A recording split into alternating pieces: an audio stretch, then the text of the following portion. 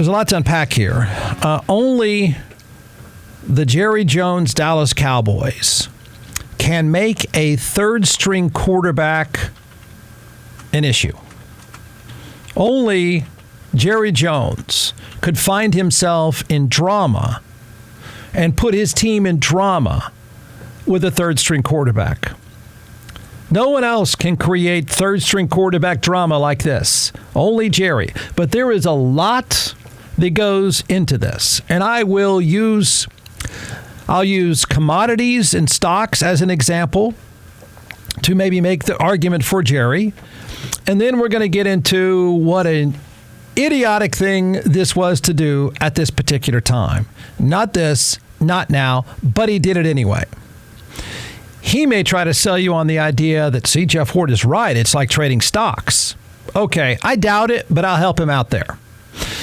So if you don't know what has happened, again, it doesn't matter. I mean, third-string quarterbacks don't matter.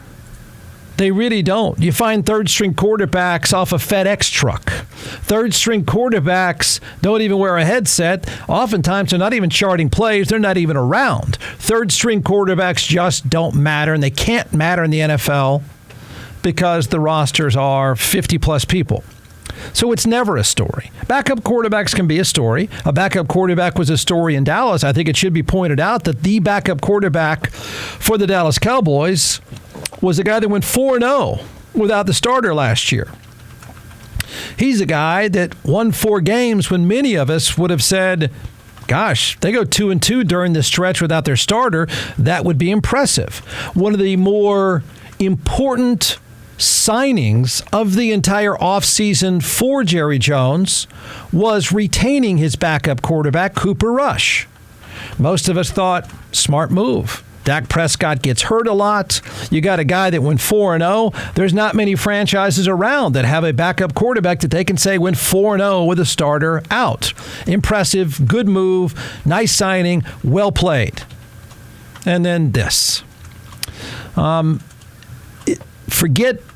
You can't forget the third quarterback part of this because it really makes this sound nerdy, but I think there's a lot more to this, a lot. In a lot of ways, Jerry Jones is really, really lucky, and in many ways, Dak Prescott is not. So the Cowboys, Trey Lance was the third pick in the draft in 2021. Do you know how hard it is to basically be out of a job, not even be the third guy on most rosters in the NFL when you're the third pick in the draft? This is Johnny Manziel-like stuff. That's how far and how quickly Trey Lance has fallen. The San Francisco 49ers traded up to get Trey Lance, the third pick in the draft, and they had already made the announcement. They tried to move him as fast as they could, and they had a taker in Jerry Jones. So ESPN reported over the weekend that the Dallas Cowboys acquisition of Trey Lance from the San Francisco 49ers does not have anything to do with the club's desire to extend Dak Prescott's contract. Really? You sure about that? Jerry Jones says it didn't cross my mind, period, about an impact here regarding Dak. Jerry is nonsensical as usual. Let me say something about football players as stocks. So what you try to do, and they all do it, and you have to operate this way. So the Dallas Cowboys or the 49ers or anybody for that matter puts a valuation on a player. So let's just say you're an analyst. And an analyst, you think you see a stock that's going to go to 20. You think it's a $20 stock. I'm just making this up. But you think it's a $20 stock. You've done your homework. You've studied the metrics. You've studied growth potential, blah, blah, blah. You've done all the stuff that you as an analyst are supposed to do to value the stock. And you put it at 20. And all of a sudden, that stock that you have put at 20, a valuation of $20 a share, that stock you can get for $10. You jump at the chance. That's what Dallas is saying they did. They're not doing a very good job of saying exactly what I just said, but I think that's what they're trying to argue.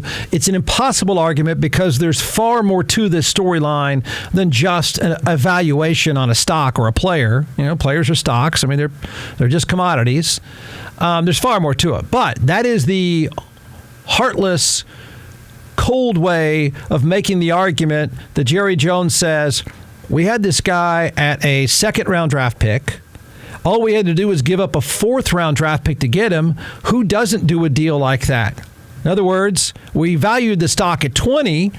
We found we could get it at 10. Why wouldn't we get it at 10? That'd be crazy not to do that. That's what he is trying and failing miserably, as usual, because he's nonsensical. He makes Joe Biden sound clear.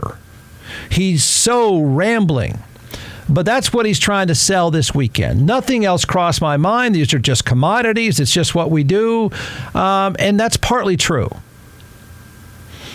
He's lucky Dak Prescott is his quarterback and it's not Aaron Rodgers, because if it's Aaron Rodgers, he'd throw a complete fit. A week before the season starts, the quarterback would be throwing a fit. Because there's no way. There's absolutely no way you can say this was just a commodity. This was just a valuation on a stock that we thought we'd get a good deal. You can try it, but there's no way. I can't let you get away with that because I made the very argument just 5 days ago. I said, hey, everybody, down the road, here's something to think about. And it is impossible now to not think about the implications of this. When you made the trade, it's impossible to not have it look like you are looking for your replacement or making the starting quarterback feel like he might get replaced. Now, you could say, well, that's just a smart move, Jeff.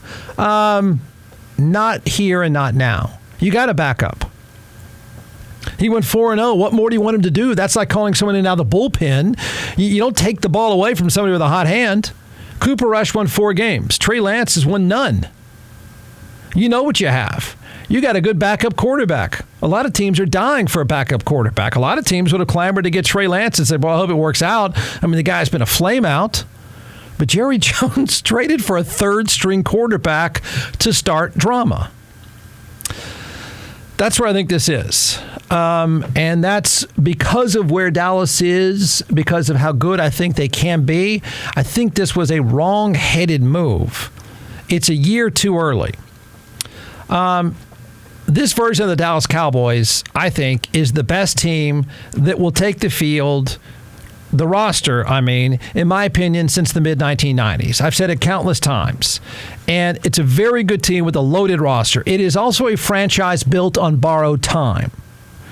Now, this is where I think some people might argue, well, see, if they got another quarterback to take that guy's place, then they're on borrowed time, Jeff.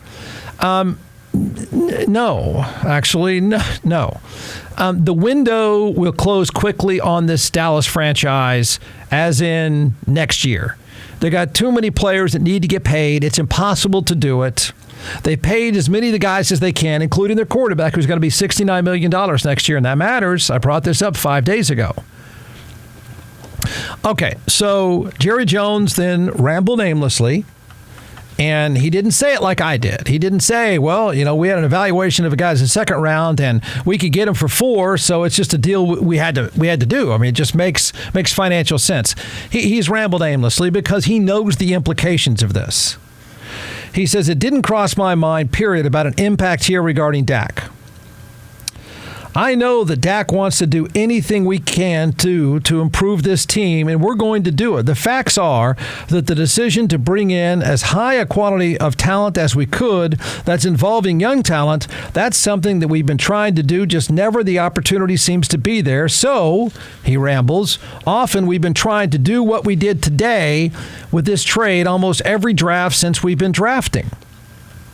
Dak Prescott, who's 30 years old, is signed through 2024. He's going to cost them $59.45 million next year on paper. He has a no-trade clause. That means they'd have to whack him and replace him with someone else. Now, you could say, well, this is brilliant, Jeff.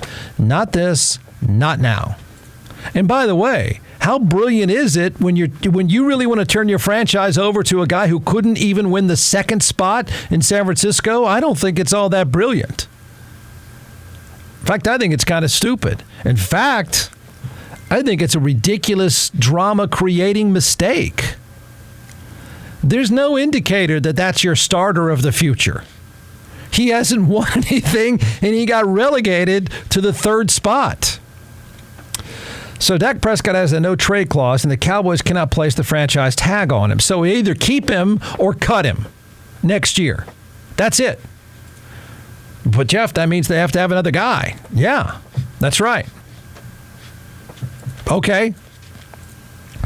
Jerry goes on to ramble. Jones said the team did not give Dak Prescott a heads up before the trade. He is yet to speak to him about it.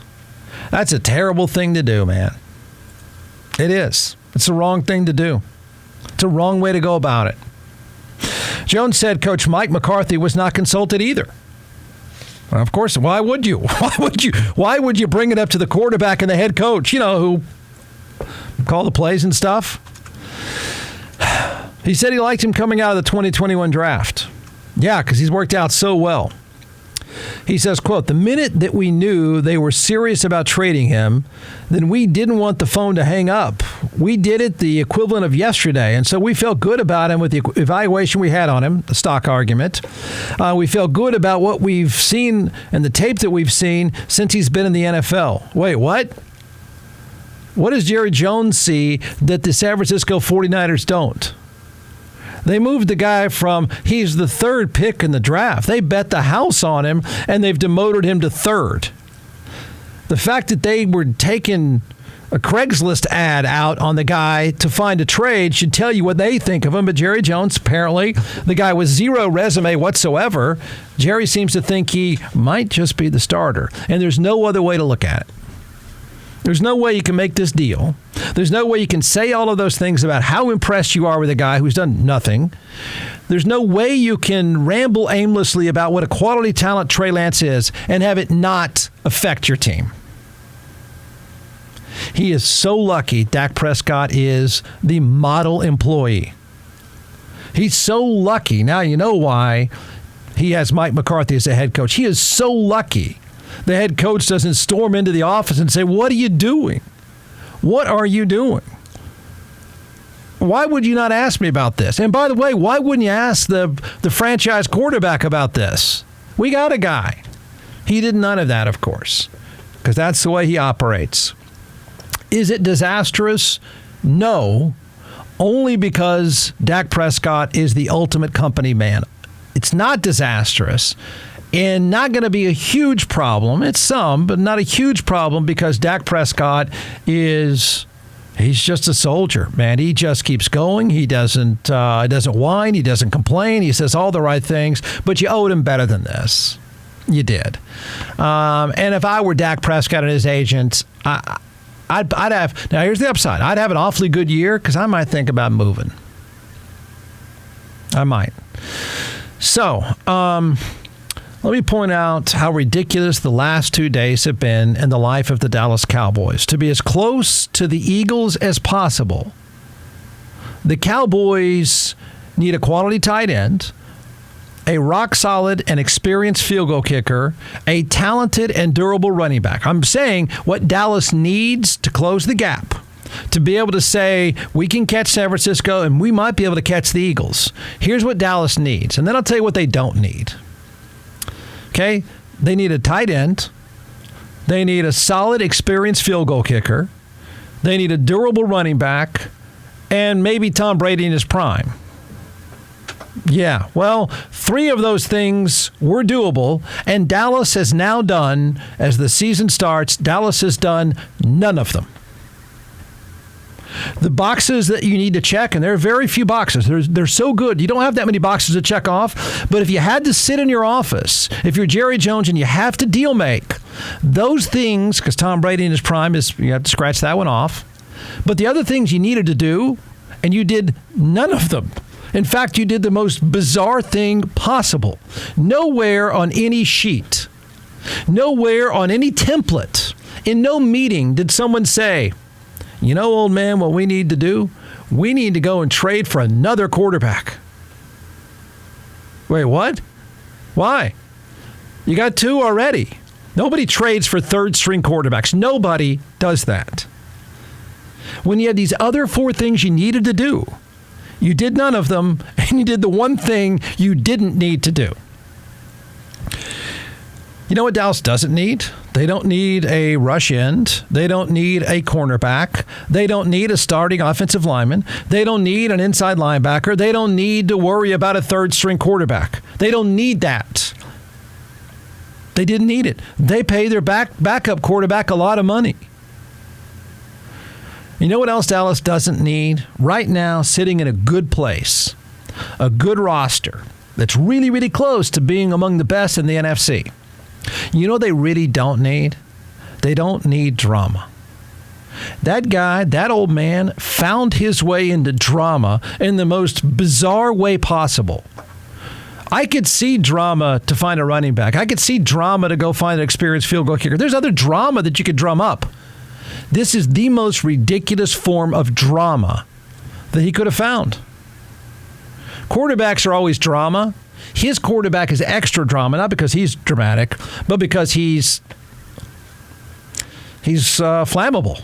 Yeah, right? I mean, everybody wants to scream about it, but he's a calm guy. So there was no drama. There was none. And this old man found a way to make it. Why is there drama, Jeff? Well, sure. Number one, because Jerry Jones, for the past 48 hours, has talked as if he just signed Tom Brady at the age of 30. He won't stop rambling about how cool a move this is. He won't stop talking about what a good player this is. The guy's done nothing. He was the 3rd pick in the draft, and they kicked him to the curb. He lost his job to a 7th-round draft pick, the last player taken in the draft. He also lost his job to a guy that's been run out of 2 places. And Jerry acts as if he got Tom Brady. And you know why that's dramatic? 1, it's a quarterback. 2, you're bragging about it. And 3, you've got a quarterback who really doesn't need you barking behind him, treating him like he's about to lose his job. He might lose his job.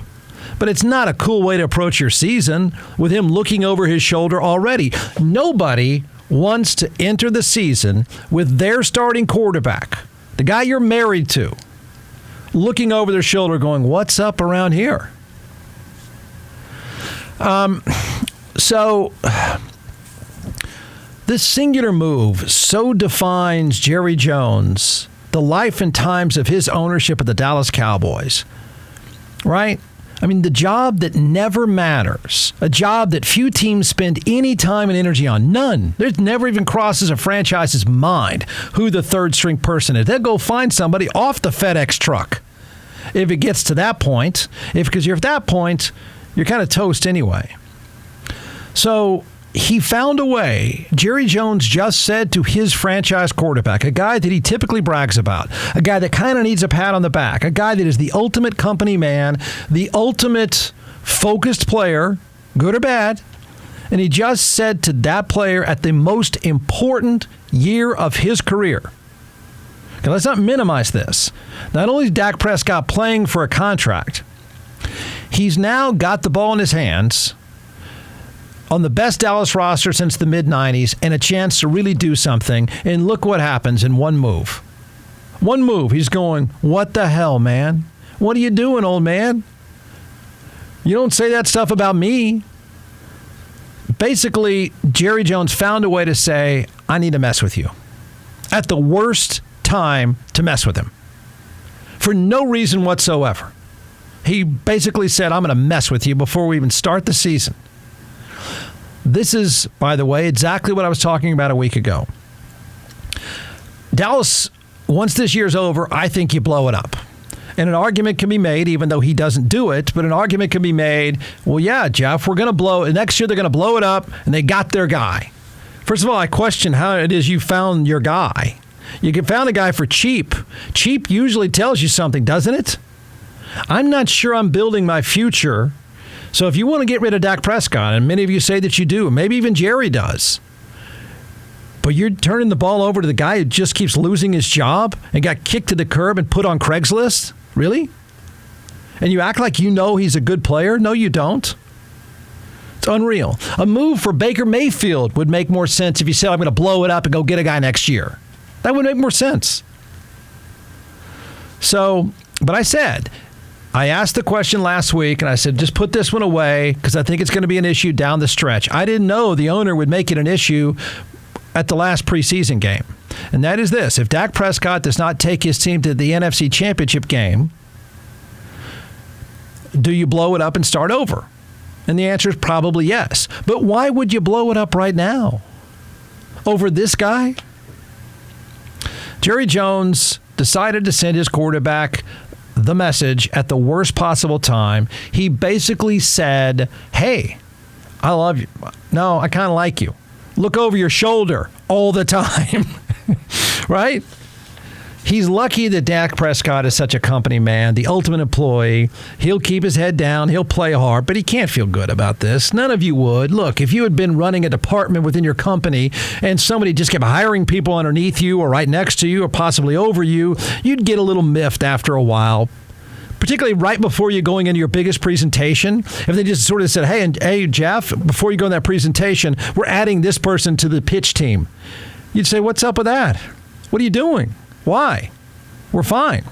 That's what Jerry Jones has been doing. He tinkered because he wanted to tinker. He tinkered because he wanted to look cool, and he wanted to say, look how cool I am. I liked that kid a few years ago, even though no one else did, and I got him at a discounted price because I did it, look at me go. Most other NFL quarterbacks, the lucky part for Jerry Jones, this is why he hires people like Mike McCarthy and not someone like Sean Payton. He wants yes men, because any other coach and quarterback would have stormed in there and said, what? You're crazy, old man. You're screwing me around. Aaron Rodgers would quit. He'd just go to that dark room and quit. But anyone that's been around rightly would be miffed. Why are you doing this right now? Why are you saying that stuff? And to brag, publicly brag, that you didn't even tell him you're going to do it is extra uncool. It's just an FU move. When you don't need it. The backup went 4-0. You don't hear his name. You don't hear him talk. You don't hear him whine. That's a dream for most franchises. So he made a third-string quarterback matter, and Jerry makes the most non-descriptive job in the NFL a total distraction. I mean, the guy with the headphones that you never even hear from, he took that guy and turned him into a distraction and didn't think enough of his management team to even get them involved. It's the worst time to do it, the worst way to handle it, and you went out there to find drama, and you did, and it put you front and center at the worst time, again, possible.